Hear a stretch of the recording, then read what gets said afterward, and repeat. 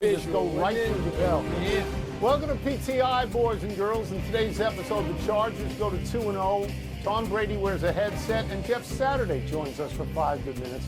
But we begin today with the Tampa Bay Buccaneers going to 2-0 last night by once again scoring the winning points in the last minute of regulation. This time it was a 2-yard touchdown run by Rachaad White with 6 seconds to go to beat Houston 20-19. Houston lost at home to drop to 0-2. Wilbon, are you more focused on the 2-0 Bucs or the 0-2 Texans? The Bucs, Tony, at least for now. And let me just start by saying, there were times in his late in his college career and early in his pro career when I thought Baker Mayfield stop. It's slurpage of what he was going to be and what he was, and it just seemed completely unnecessary and overstated because it was. But that was then. Baker Mayfield, and I know there are a lot of elements to the Tampa Bay team. They defend, they can run, they always seem to have terrific offensive line play. Even when they're missing their tackles and they move a center out to tackle, they still somehow seem to be able to get it together. That's good coaching. But Baker Mayfield, man, he just seems to be able to get it done in whatever way you ask.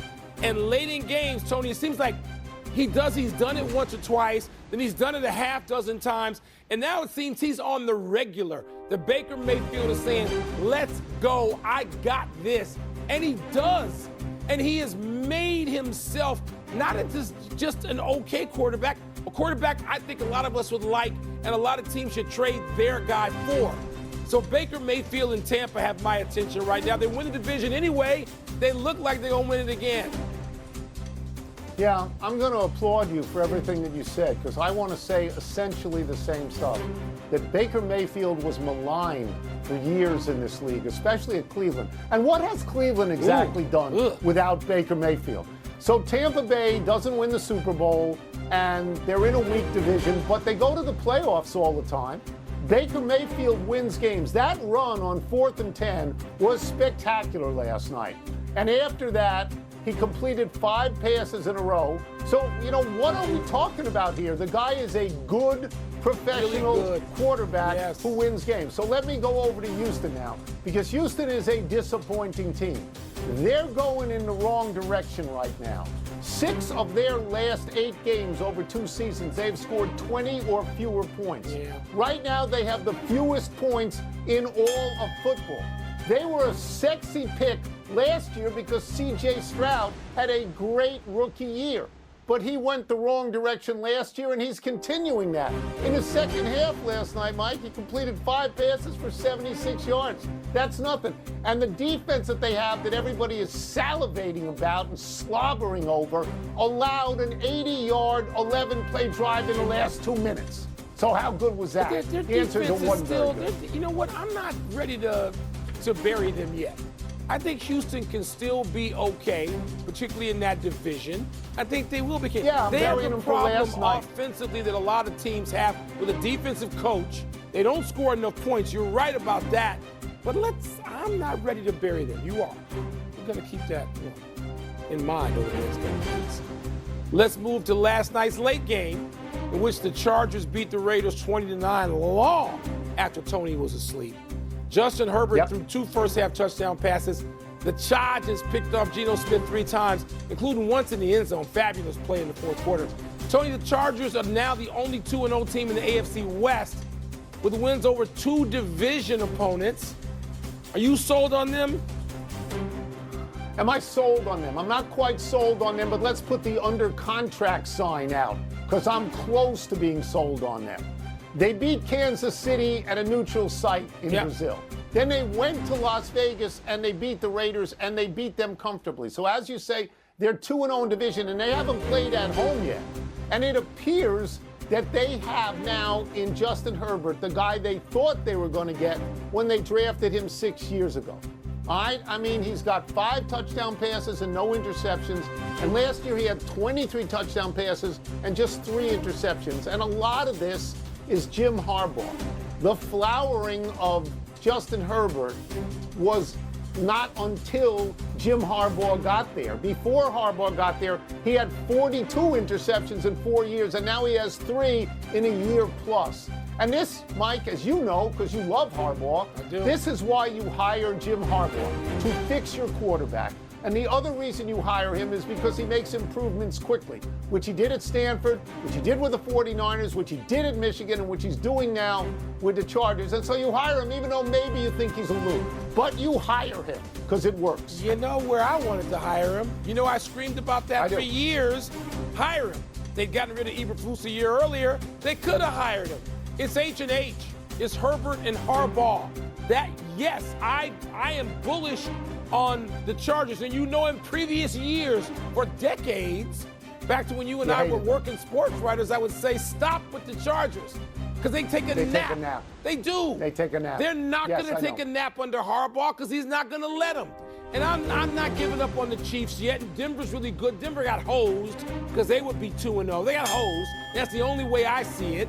And they're going to get Denver. That's going to be a nice matchup coming in week 3. But that's at home. That's at home for the Chargers. Yeah. They got it at home. I wish it was in San Diego, but it's in L.A. That's the way it works these days. Well, we still call it San Diego, you and I, and we will call it San Diego. Yep. Let's move to Tom Brady in his dual role as broadcaster and team owner. He broadcasts for Fox, and he owns a piece of the Raiders. Last night, Brady looked like Bo Brummel in a jacket and tie, sitting in a Raiders coaching booth on a headset. This is not illegal by NFL rules, but it is causing a stir. Wilbon, Brady in the booth wearing a headset. Big deal, little deal, no deal. Brady in the booth wearing a headset's nothing. Nothing, a waste of time. And I thought last night, wow, this is like Sean Connery, 1964, in a booth with a headset. I don't care about that at all. The question is, what happens during the week before we get, and usually, and you know about this, having been involved in crew and discussions. I'm going to turn this over to you. That's right. Look, it's a terrible appearance of impropriety. I can't say there's any impropriety. I don't know. I mean, there were some people on television this morning saying they figure Brady's cheating because he always was involved in other cheating scandals. I'm not going there. The appearance of impropriety is enough that the NFL should say, no, we're not going to have this. Any improprieties, insider trading, that if Brady or anybody else wanted to, and you got information during the week, and then you were in meetings with people on whatever you met, Friday, Saturday, you could divulge state secrets. You could have favorite players on other teams. The appearance of impropriety and conflict of interest. Now, you know this intimately because you sat in on these. What do you think? Well, let me talk. I agree with you about the appearance of impropriety. I do not think this is a big deal yet, and I see that the NFL is trying to diffuse it. I do not think it's cheating. I do not think it's awful, but I think it looks bad. Yeah. Okay, when you're in a broadcast crew, in order to make the broadcast better, you have access to players and to coaches that other people don't have, because you're asking a lot of questions about a lot of topics and you're gleaning information. And even though Brady doesn't do it in person and he does it electronically, he still has access to all these players. If he has, Mike, and I'm going to assume you agree with me on this, if he has a different agenda, if his agenda is because he is an owner of the Raiders, then he may be looking for certain kinds of information to pass along. Yes. He has a privilege that no other owner has in talking to these players and these coaches. And so you and I agree, it doesn't look good. Now, the NFL came out today and they said, hey, this is legal. What I would have suggested, and by the way, I would have had Goodell on it and not an underling, because Brady deserves that.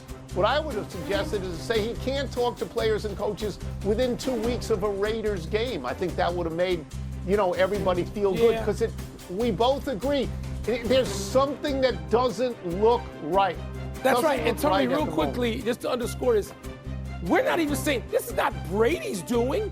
The league has to decide the appearance here is what. What does this mean for somebody that takes his product seriously and wants its product to be viewed with a certain perspective? What does this? Didn't mean Brady's done anything wrong, but No, he hasn't. He's going by the rules. Yes, he's doing what he's allowed to do.